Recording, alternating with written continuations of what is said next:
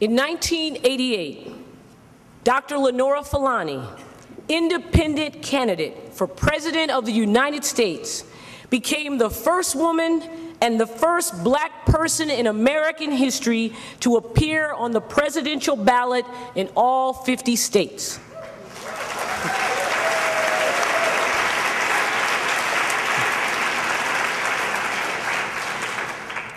Having thus established as the nation's leading African-American independent, Dr. Fulani went on in the 1990s to build a bridge to the white independent movement, the Ross Perot movement, seeking the creation of a Black and independent alliance that could reorganize our democracy and redefine race relations in our country.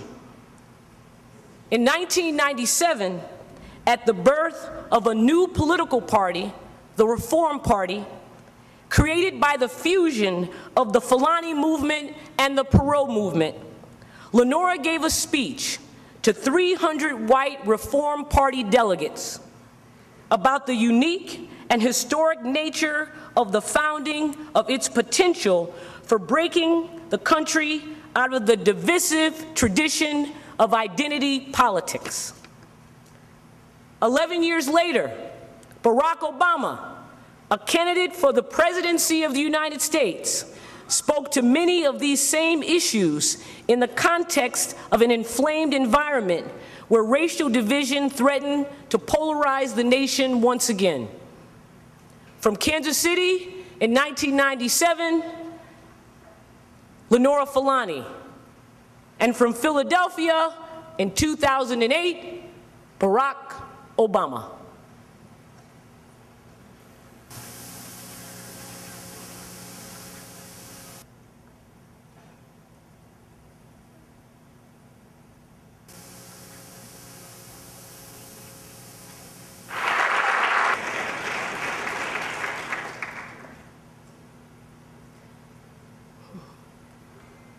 Please, welcome to the stage, Dr. Lenora Fulani.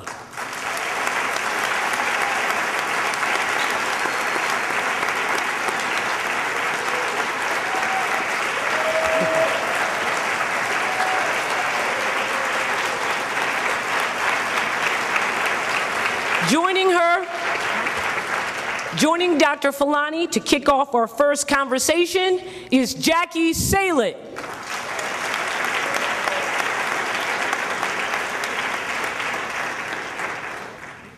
Jackie has been Dr. Fulani's comrade in arms in independent politics and community building. She is a political strategist, an on-the-ground organizer, a journalist, and one of America's leading experts on independent politics. She and Dr. Fulani co-founded the Committee for a Unified Independent Party and the Independence Party. And they have worked together to put in place an alliance between America's independents and the Black community, an alliance that helped to elect Barack Obama, our first Black president. Once again, Dr. Fulani and Jacqueline Salit. Thank you, Pam. Thanks so very much. Hello to everyone. And I just wanted to start by saying to you, Lenora, what a privilege it is to work with you and to have the opportunity to organize and teach and shake things up. It's really been and continues to be one of the most important experiences for me in my life, and I wanted to thank you for giving me that opportunity. You're welcome, and ditto. So great to watch these two clips together. Many of the things that you said in Kansas City in 1997, which Barack Obama said in Philadelphia in 2008, have so much similarity between them. You touch on a number of things from different vantage points, but nonetheless there's some themes that come through in both, and I want to ask you a little bit about that. You both, of course, talk about the way that race is manipulated in political life.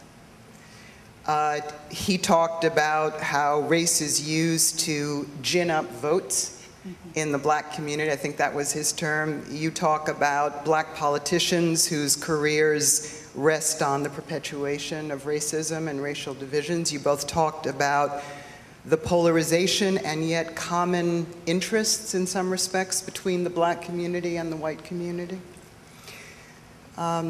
And in your remarks, given 11 years before his, though, you go a little further, perhaps, than he does. You are an independent. Yes.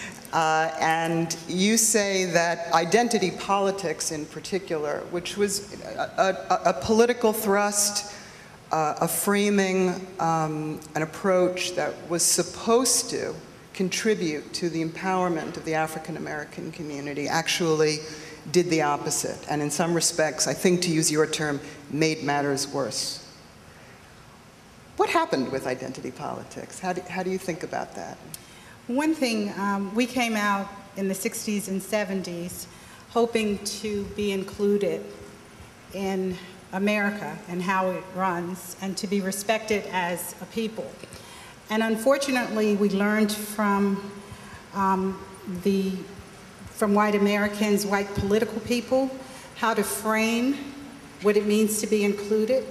And part of what identity does, it both frames who people are in the world, and it also sets them in opposition to each other, because everybody's fighting for a piece of the pie.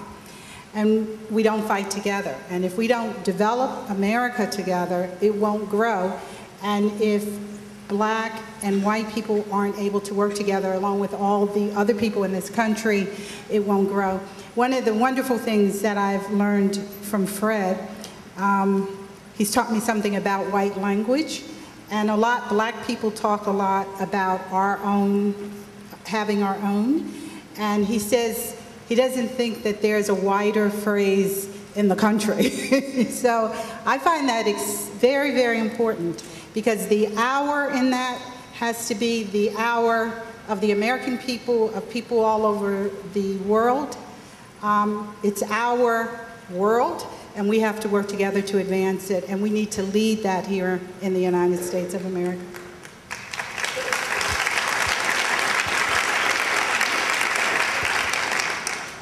Just a quick note on the Kansas City talk. You, as Pam mentioned in her introduction, you gave that talk on the eve of the founding of the Reform Party, and there were, I believe, 35 black delegates and 300 white delegates, all of whom came out to hear your speech.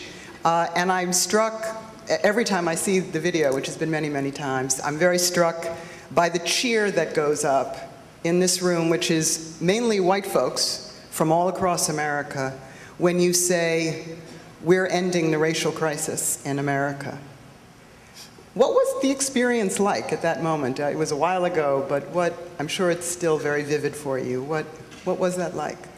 It was very different. And in some ways, it was just very lovely and empowering. And I learned a lot.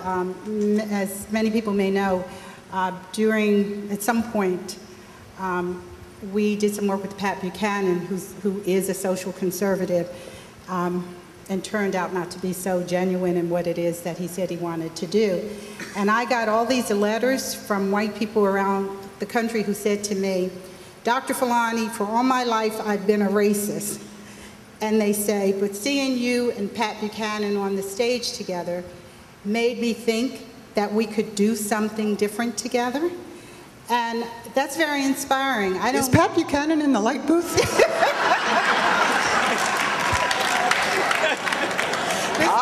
Thank you. This is the public school experience.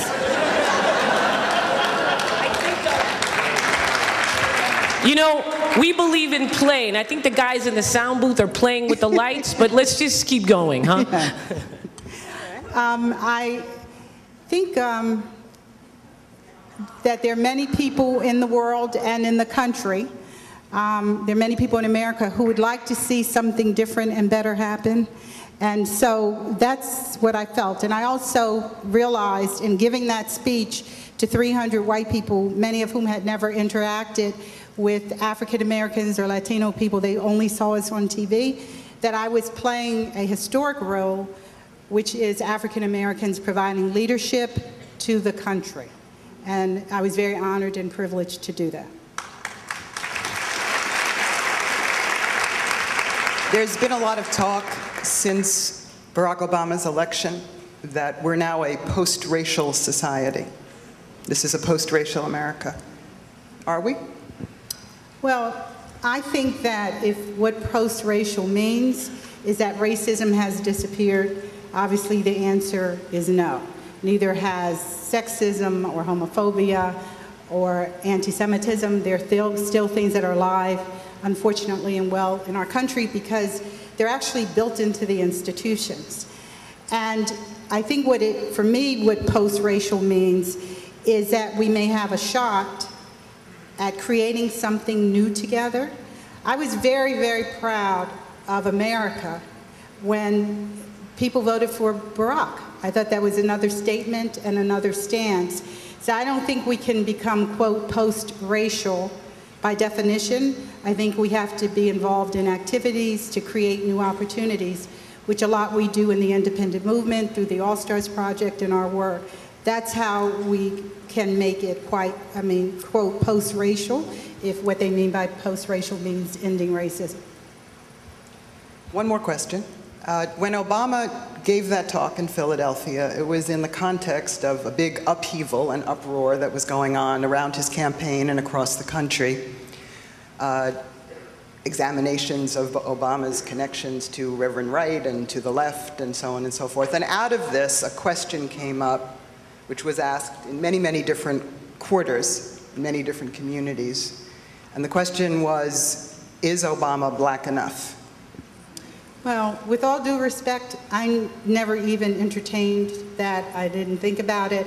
My concern was, am I black enough? As a up-and-coming leader in this nation, having a strong relationship to issues of development and change, can I and am I black enough to lead the people in our community and in our country? So.